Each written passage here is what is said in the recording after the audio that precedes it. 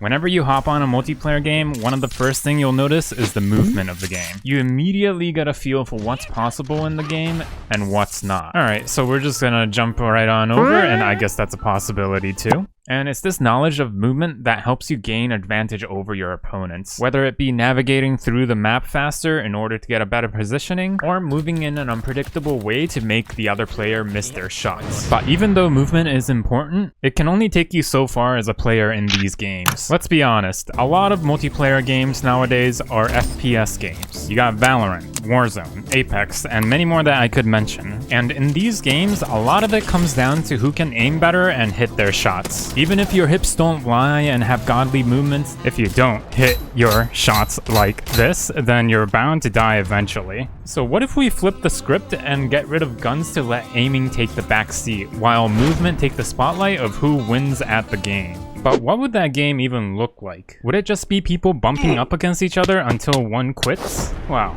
I'm sure there's gotta be a game somewhere. Mirror's Edge actually tells you in-game to ditch the whole idea of using a gun and tells you to just run away from enemies. Whenever you encounter enemies on the game says, "Hey stupid, quit hurting the AIs." And a lot of the focus of Mirror's Edge is being evasive. You got slides, wall jump, wall run, rolling, and everyone's favorite, climbing. But jokes aside, this game was way ahead of its time introducing all these movement mechanics into one game. And this game starts to get really fun as you become more creative in navigating through the map as fast as you possibly can. Oh, you see enemies up ahead? No problem. Just climb over the building and jump right over their heads. What? There's enemies closing in? No problem. I'll just zipline and go into a vent right above me. You always have an option to avoid the enemy because that's how the game was designed to be played. And with a game that has so many movement options, it can start to look a little crazy. Speedrunners of the game basically learned how to fly in the game with their movement alone and pushed it to the point they broke the game. I mean, it's broken. Look at it. It's broken. You guys want to see what two professionals chasing each other looks like? Oh, that's too bad. This game is only single player mode. But to not completely leave you guys hanging, get it? Okay, I'm sorry. I guess it was a low-hanging fruit. A person by the name of The Dude posted a video to demonstrate what multiplayer could look like with a modded version of the game. And this is what that looks like.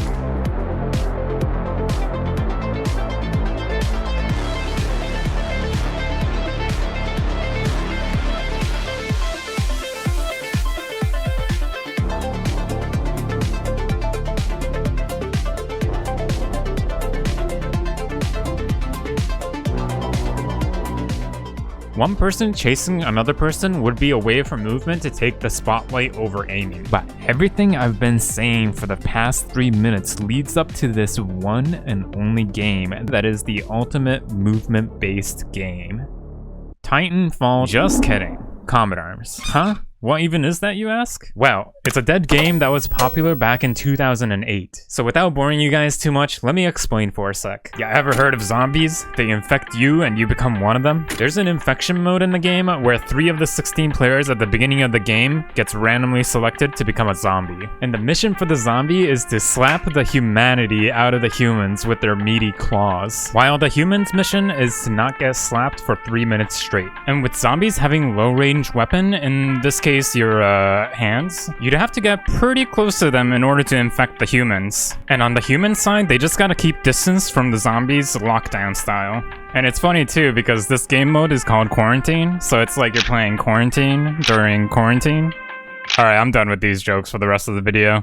Probably. But in these right circumstances, it created a game that solely relies on movement in order to win at the game. You have to know how to maneuver around a map as fast as you can to even stand a chance against whoever you're up against. Remember, the crows that are feeding on this dead game nowadays have been playing the game for years. Some are even over the decade of experience now. So it's safe to assume most, if not all, are very experienced players. Okay, maybe some are better than others. But my main point here is that if you're chasing a person with better movement, you might not be able to keep up with them. And if a person with better movement is chasing you, it's probably gonna be harder to shake them off. But the more you play, the better, faster, stronger you get at running around the map, in a way people can't keep up with you. So moving on to the appeal of the game now. Have you ever felt what it feels like to be chased by a mob of 15 people? Well, I can tell you in all my years of gaming, not any games come close to the emotion this game evokes. When getting chased, one moment you'll feel a mix of panic and excitement, then in another moment, straight from joy to despair. It's similar to having that constant paranoia of someone being right behind you in the middle of the night. Except for this case, there's an entire mob trying to jump you. And when you're in that state of paranoia, there's a lot of anticipation building up on if you're gonna get caught or get away. And depending on the outcome, you're either left with thrill or disappointment. The more time passes, the more anticipation builds, similar to waiting for DVD signs to hit the corner. Come on! This game doesn't have slides, wall jump, or any of those movement mechanics, but I'll tell you what it does have.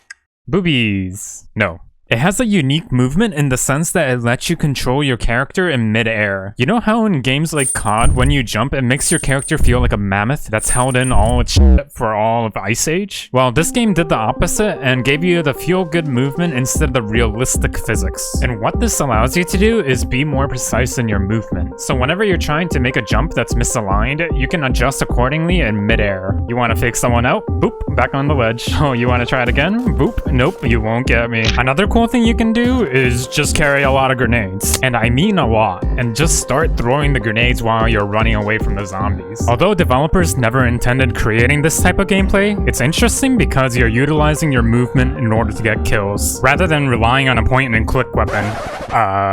Never mind, moving on. So, Dying Light 2 is coming out this year. If you don't know what that is, think parkour, but with zombies. And in the first game, they had a multiplayer mode where one zombie sneaks around and tries to kill the human in a dark environment. And I'm sure people had fun with the game mode, but man, what a missed opportunity for a parkour game to have its movement shine. And for a game that advertises itself as a parkour game, it sure doesn't feel centered around parkouring for the multiplayer mode. If it was, it'd be more of a necessary thing to learn how to evade zombies and knowing how to utilize your movement to its max. Even something as simple as an infection mode where zombies tag the human to turn them into zombies could achieve this. But instead, we got humans sticking together and shine a light on a zombie just to beat it with an axe. You tell me which sounds more exciting. Even though I'm pretty biased, who knows, maybe the second game will have a different type of multiplayer game. But let's hope they don't take notes from Catalyst's definition of a multiplayer parkour game. I'm gonna shift run into it so I get a good time.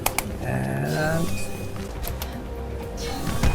Oh, man. It's literally just racing against time scores. I mean, this game came out in 2016. It's competing with games like Battlefield, Overwatch, Titanfall, and how could I forget the masterpiece, No Man's Sky? And all they come out with is time scores? Unless if they ran out of budget for the game or something, they definitely had stuff to work with there. There's also a sport where professional parkourists play games of tag to compete against each other. And seeing that they were working with these professional parkourists in the development of the game, there's no way they weren't aware of the sport's existence. It's surprising to see a game that was so far ahead of its time with its movement mechanics to be so far behind on something as important as multiplayer. But if Dying Light 2 were to entertain the thought of an infection mode where running away is the point of the game, it could make for an interesting movement-based game. I mean, these games are so close to becoming movement-based, it's been painful for me to witness it all year after year. But seeing what movement game can be, let's hope they come out with something similar to Combat Arms, because there's no games that are truly movement-based that's gone mainstream yet. But what I can tell you now are existing games that involves a lot of movement. If there was a scale for importance in aiming to movement, I'd put Splitgate right in the middle. Trying to wire your brain into using a portal effectively makes you feel like a child figuring out which shapes to match the hole. But when you can use it effectively, you can basically be in any part of the map at any given moment, which means all of a sudden, you have to pay more attention to how you're moving as much as you're trying to hit your shots. Oh, you think you're safe over there? How about you say it to my face? That's what I thought. With the ability to be anywhere at any given time, it becomes a giant game of who can sneak up on who first. In this game, even if you have good aim, it can only take you so far. Because if you're foolish enough to camp in one spot, someone is definitely gonna portal right behind you and get you like... It's a rookie mistake. But you have to start placing your portals tactfully in order to do an aggressive play, or setting up an escape route when you run into the other team. And if you've wired your brain to think in portals, then yeah, you're going to have an advantage over people who haven't learned how to use the portals yet. Similar to knowing how to build in Fortnite, and we see how big of a skill gap that created. And it's the same for these games too. Here's a hot take: Battle Royale games with a lot of movement is bad for the game. The reason why it's bad is because Battle Royale games typically has way too big of a map map for this type of movement. When enemies can get out of your sight within a split of a second and play hide and seek after cracking their shield 5 times, it can make for a pretty frustrating experience. And the more time passes, the more likelihood other teams will third-party you, while the first squad you were destroying now fled to a whole different part of the map. A game that actually balances this out pretty well is Titanfall 2 and Splitgate. You're not put in a behemoth of a map, instead their maps are well adjusted to the amount of movement players are given. So even if you lose track of someone, you know there's only a number of possibility of where they could have gone. Whereas in a battle royale game, there's too many places to check, which makes it harder for you to finish people off. But criticisms aside, as time goes by, we're slowly picking up hints of movement-based game being on the come up. It's still somewhat of a niche topic, but seeing that I spent so many years on a movement-based game, I see so much potential for it to go mainstream. And my hope is to see this type of gameplay someday, which is why Dying Light 2, please come out with an infection mode.